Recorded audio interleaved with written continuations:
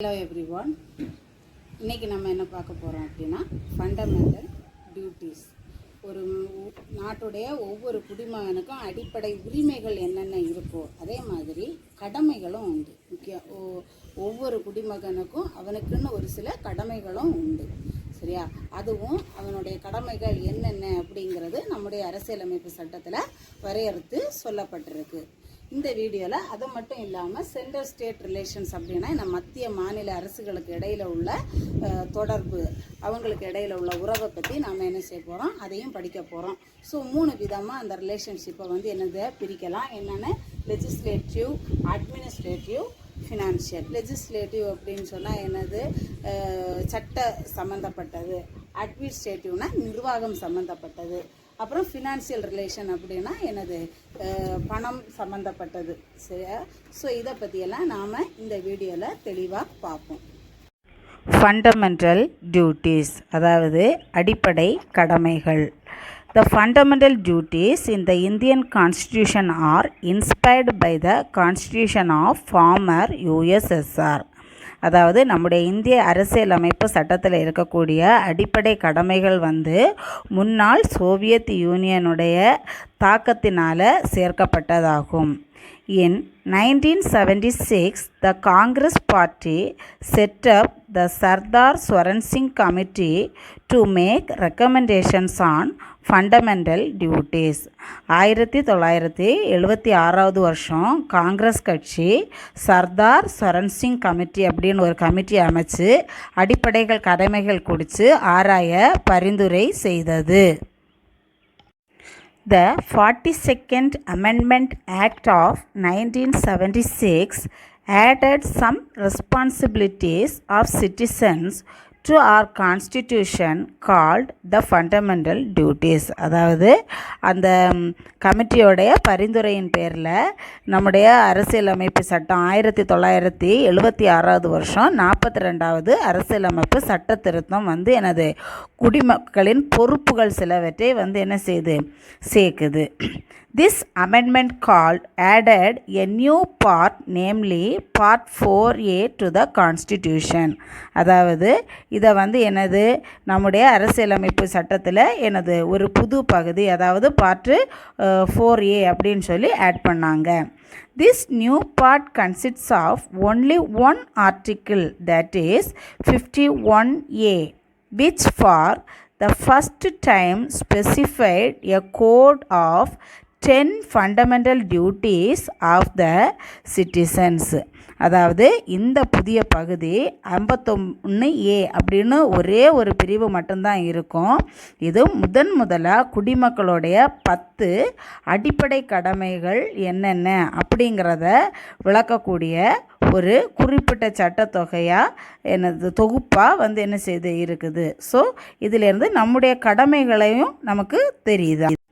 Here we see the list of fundamental duties. Article 51A declares it to be the duty of every citizen of India. அதாவது article சட்டப்பிரிவு 51Aயில் ஒவ்வொரு குடிமகனுடைய, இந்தியாவுடைய ஒவ்வொரு குடிமகனுடைய கடமைகள் என்னென்ன அப்படின்னு சொல்லி வலியுறுத்தி சொல்லுது. First, to abide by the Constitution and respect its ideals and institutions, the national flag and the national anthem. ஒவ்வொரு இந்திய குடிமகனும் அரசியல் அமைப்பு, அதனுடைய கொள்கைகள், நிறுவனங்கள், தேசிய கீதம், தேசிய கொடி, தேசிய சின்னங்கள் இவற்றை என்ன செய்யணும், மதிக்கணும். To cherish and follow the noble ideals which inspired the national struggle for freedom. அதாவது சுதந்திர போராட்டத்துக்கு தூண்டுகோலாக அமைஞ்ச உயரிய நோக்கங்களை என்ன செய்யணும், நாம் போற்றி வளர்த்து என்ன செய்யணும், பாதுகாக்கணும். அதுக்கு நாம் முக்கியத்துவம் தரணும். To uphold and protect the sovereignty, unity and integrity of India. இந்தியாவுடைய இறையாண்மை, ஒற்றுமை, ஒருமைப்பாடு இவற்றை பேணி பாதுகாக்கணும். To defend the country and render national service when called upon to do so. நம்முடைய நாட்டை பாதுகாக்கணும். நம்முடைய நாட்டுடைய பாதுகாப்புக்காக தேவைப்படும் போது நாம் தேசப்பணி ஆற்றுறதுக்கு தயாராக இருக்கணும். To promote harmony and the spirit of common brotherhood among all the people of India, transcending religious, linguistic and regional or sectional diversities. அதாவது சமய, மொழி மற்றும் பிராந்திய அல்லது பகுதி சார்ந்த வேறுபாடுகளை எல்லாம் மறந்து இந்திய மக்கள் எல்லாருக்கிட்டையும் என்னது சகோதரத்துவத்தை நாம் என்ன செய்யணும், வளர்க்கணும். To renounce practices derogatory to the dignity of women. அதாவது நம்ம இந்திய நாட்டில் பெண்களை நல்ல கௌரவமாக நடத்தணும். அவர்களை தரக்குறைவாக நடத்தக்கூடிய பழக்கத்தை எல்லாம் நிராகரித்து என்ன செய்யணும், பெண்களுடைய கண்ணியத்தை காக்கும் எண்ணங்களை நம்ம நாட்டில் அதிகப்படுத்தி பெண்களுக்கு நல்ல உயர்ந்த இடத்த கொடுத்து பெண்களை மதித்து மரியாதையோடு நாம் நடத்தணும். To value and preserve the rich heritage of our composite culture. அதாவது நம்முடைய உயர்ந்த பாரம்பரியமிக்க கலப்பு கலாச்சாரத்தை மதித்து பாதுகாக்கணும். To protect and improve the natural environment including forests, lakes, rivers and wildlife and to have compassion for living creatures. அதாவது காடுகள், ஏரி, ஆறு, வனவிலங்குகள், உயிரினங்கள் இதெல்லாம் அடங்கின நம்முடைய இயற்கையான சுற்றுச்சூழலை பாதுகாத்து அதை நல்லா மேம்படுத்தி அந்த உயிரினங்கள் எல்லாம் வாழக்கூடிய சூழலை ஏற்படுத்தி தரணும். To develop scientific temper, humanism and the spirit of inquiry and reform. அதாவது அறிவியல் கோட்பாடு, மனிதநேயம், ஆராய்ச்சி மனப்பான்மை, சீர்திருத்தம் இவற்றையெல்லாம் என்ன செய்யணும், வளர்க்கணும். To safeguard public property and to observe violence. அதாவது பப்ளிக் ப்ராப்பர்ட்டினா என்னது, பொது சொத்துக்களை பாதுகாக்கணும். வன்முறையை என்ன செய்யணும், கைவிடணும். நம்ம பஸ்ஸில் ட்ராவல் பண்ணினாலும் பஸ்ஸில் இருக்கிற சீட்டை பிக்கிறது இதெல்லாம் என்னது, பப்ளிக் ப்ராப்பர்ட்டியை என்ன கிடையாது, பாதுகாக்கிறது கிடையாது. பப்ளிக் ப்ராப்பர்ட்டியை பாதுகாக்கணும். To strive towards excellence in all spheres of individual and collective activity so that the nation constantly rises to higher levels of endeavor and achievement. Individual and collective ஆக்டிவிட்டினா என்னது, தனிப்பட்ட மற்றும் கூட்டு செயல்பாடுகள்.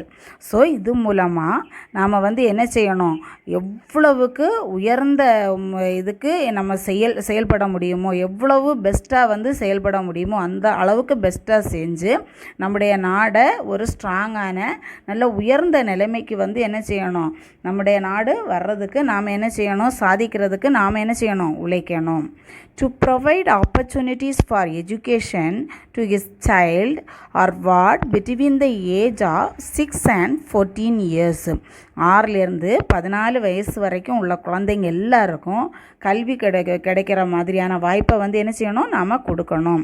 The 86th Constitutional Amendment Act 2002 has also introduced the 11th fundamental duty under 51AK under which all citizens of India or parents shall provide opportunities for education to their children between the age of 6 and 14 years.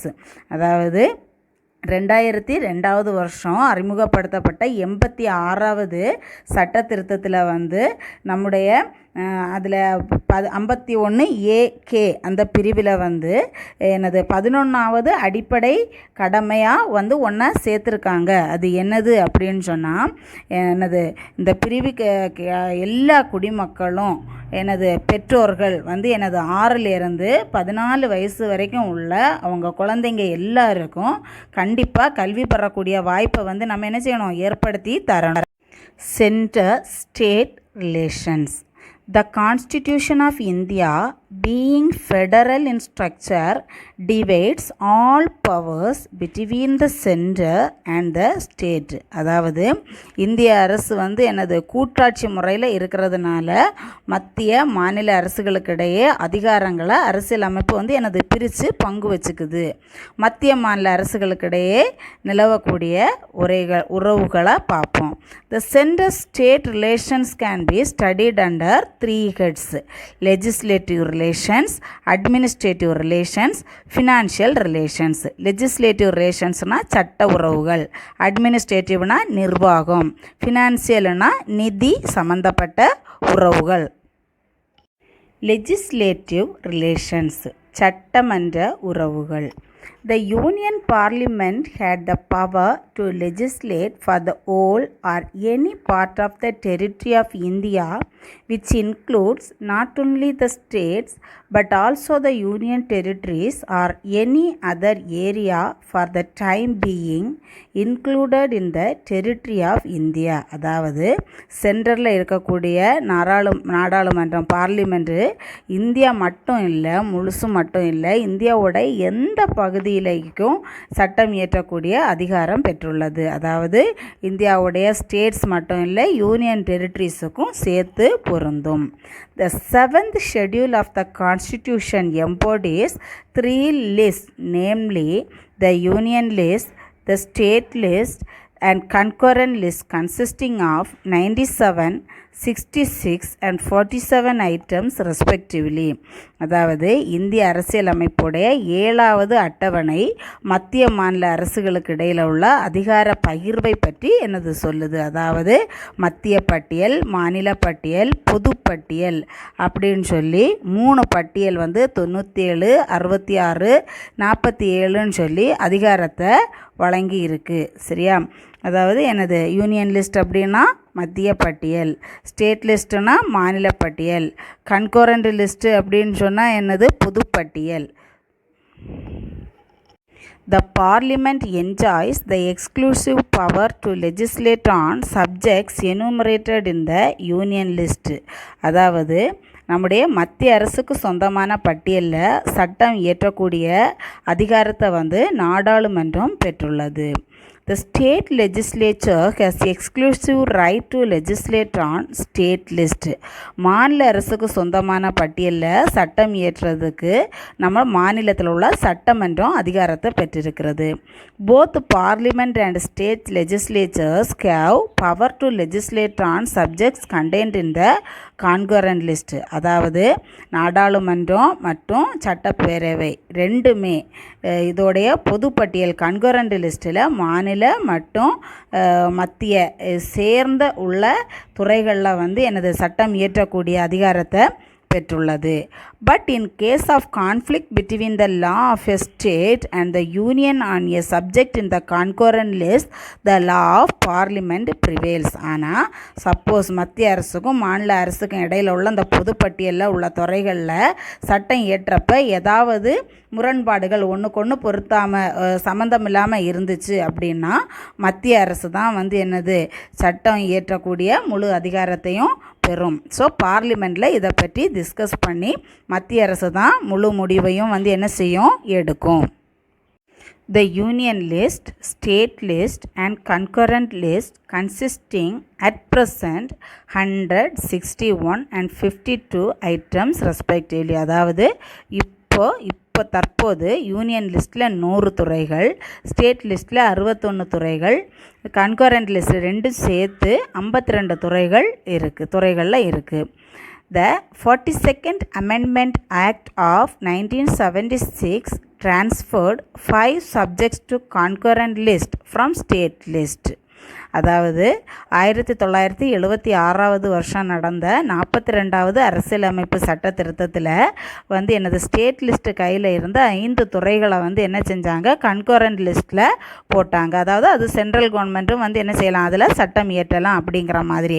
அது என்னெல்லாம் அப்படின்னா education, forest, weights and measures, protection of wild animals and birds and administration of justice. அதாவது கல்வி, காடுகள், weights and measures அப்படின்னா என்னது, எடைகள் மற்றும் அளவைகள், அடுத்தது பறவைகள் மற்றும் வனவிலங்குகள் பாதுகாப்பு, அப்புறம் உச்ச நீதிமன்றம், உயர் நீதிமன்றத்தை தவிர மற்ற நீதிமன்றங்களுடைய நிதி நிர்வாகம் ஆகியவை ஆகும்.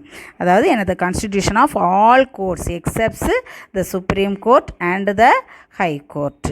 Okay.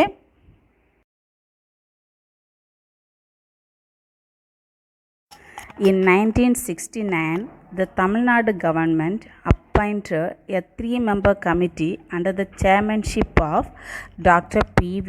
Rajamanar to examine the entire question of center-state relations. அதாவது 1969 சென்ட்ரல் கவர்மெண்ட், ஸ்டேட் கவர்மெண்ட் இவங்களுடைய ரிலேஷன்ஷிப்பை பற்றி ஆராயிறதுக்காக தமிழக அரசு டாக்டர் P.V. ராஜமன்னார் அப்படிங்கிறவருடைய தலைமையில் ஒரு 3 பேர் சேர்ந்த ஒரு குழுவை வந்து என்ன செஞ்சது, நியமித்தது. இவங்க வந்து சென்ட்ரல் கவர்மெண்ட், ஸ்டேட் கவர்மெண்ட்டோடைய ரிலேஷன்ஸை வந்து அனலைஸ் பண்ணி வந்து என்ன செஞ்சாங்க, ரிப்போர்ட் வந்து கொடுத்தாங்க. Administrative relations. The administrative power of a state extends only to its own territory and with respect to which it has legislative competence, whereas the union has exclusive executive power over the matters with respect to which parliament has exclusive power to make laws and the exercise of its powers conferred by any treaty or agreement. அதாவது ஒரு மாநில அரசு அதோட நிர்வாக அதிகாரம் அந்த சொந்த மாநிலத்தில் மட்டும்தான் இருக்குது. அது மட்டும் இல்லாமல் அந்த மாநிலத்தில் மட்டும்தான் வந்து என்னது, அந்த மாநிலத்துக்கு அப்படின்னு சொல்லி தனியாக சட்டம் இயற்றக்கூடிய தகுதியும் இருக்குது. அதே நேரத்தில் மத்திய அரசுக்கும் கூட எனது மாநில அரசுக்கும் மட்டும் இல்லாமல் மத்திய அரசுக்கும் மாநில அரசுக்கு மேலே அதிகாரம், ஒரு சில தனிப்பட்ட அதிகாரம் இருக்குது. அது என்னெல்லாம் அப்படின்னா எனது the matters with respect to which Parliament has exclusive power to make laws. அதாவது நாடாளுமன்றம் தொடர்பான விஷயங்களை, சட்டங்களை இயற்றக்கூடிய சிறப்பு அதிகாரம். அப்புறம் the exercise of its powers conferred by any treaty or agreement. அதாவது ஒப்பந்தங்களை அங்கீகரிக்கிறது. இப்படி 2 அதிகாரம் இருக்குது. Financial relations. Article 268 to 293 in Part 12 deal with the financial relations between center and the states. அதாவது நம்முடைய அரசியலமைப்பு சட்டத்தில் 262 எனது 263வது சட்டப்பிரிவு, அதாவது Part 12 உள்ள இது வந்து என்ன சொல்லுது அப்படின்னா, எனது மத்திய அரசுக்கும் மாநில அரசுக்கும் இடையில் உள்ள ஃபினான்ஷியல் ரிலேஷன்ஸ், அதாவது நிதி சார்ந்த உறவுகளை சொல்லுது. The center and the states are empowered by the constitution to impose various kinds of taxes. அதாவது சென்ட்ரல் கவர்மெண்ட்டும் சரி, ஸ்டேட் கவர்மெண்ட்டும் சரி, நம்முடைய அரசியலமைப்பு சட்டத்தின்படி பலதரப்பட்ட வரிகளை விதிக்கக்கூடிய அதிகாரத்தை பெற்றிருக்கு. And certain taxes are imposed and collected by the center and divided between center and states based on the recommendation of the Finance Commission appointed by the President under Article 280 of the Constitution. அதாவது நம்முடைய அரசியலமைப்பு சட்டத்தில் 280வது சட்டப்பிரிவின்படி வந்து எனது ஒரு சில வரிகளை central government வந்து விதித்து, அது வந்து எனது நம்முடைய குடியரசுத் தலைவரால் நியமனம் செய்யப்பட்ட நிதிக்குழுவோட பரிந்துரையின் அடிப்படையில் மத்திய அரசுக்கும் மாநில அரசுக்கும் இடையில் வந்து 2 சேர்ந்து வந்து என்னது பிரித்து எடுக்கிறாங்க. ஸோ இதை தான் வந்து என்னது சொல்லியிருக்கு. Late Prime Minister Indira Gandhi appointed the Sakaria Commission in 1983 to make an inquiry into the center-state relations. அதாவது நம்முடைய மறைந்த முன்னாள் பிரைம் மினிஸ்டர் இந்திரா காந்தி அவங்க வந்து என்னது சர்க்காரியா கமிஷன் அப்படின்னு சொல்லி ஒரு குழுவை வந்து என்ன செய்கிறாங்க, நியமிக்கிறாங்க. எதுக்குன்னா சென்ட்ரல் கவர்மெண்ட்டுக்கும் ஸ்டேட் கவர்மெண்ட்டுக்கும் இடையில உள்ள ரிலேஷனை என்கொயரி பண்ணுறதுக்கு. The central government has implemented 180 out of 247 recommendations of the commission. So இந்த குழு வந்து என்ன செய்யுதுன்னா எனது 247 பரிந்துரைகளை வந்து முன்வைக்குது. அதில் 180 பரிந்துரைகள் ரெக்கமெண்டேஷன்ஸை நம்ம சென்ட்ரல் கவர்மெண்ட் வந்து என்ன செய்யுது, செயல்படுத்துது. The most important is the establishment of the Interstate Council in 1990. அதில் ரொம்ப முக்கியமானது அப்படின்னு சொல்கிறது என்னென்னா 1990 என்ன செய்கிறாங்க, நம்ம சென்ட்ரல் கவர்மெண்ட்டு என்ன செய்யுது, அதாவது இந்திரா காந்தி அம்மா என்ன செய்கிறாங்க அப்படின்னா மாநிலங்களுக்கு இடையில் என்ன செய்கிறாங்க, ஒரு குழுவை வந்து இதோடைய ரெக்கமெண்டேஷன் படி என்ன செய்கிறாங்க, நிறுவுகிறாங்க.